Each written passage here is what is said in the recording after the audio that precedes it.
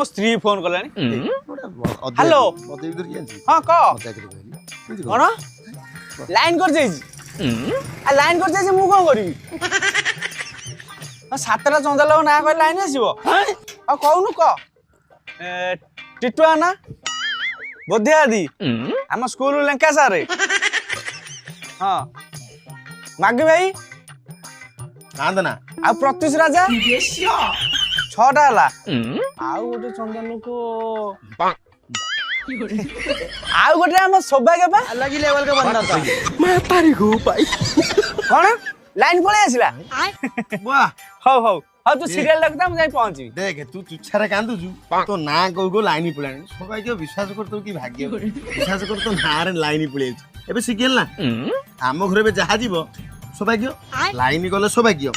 घर को चाउल न आइले भी सौभाग्य काली जदि भविष्य मो स्त्री रो पिला न होबे सौभाग्य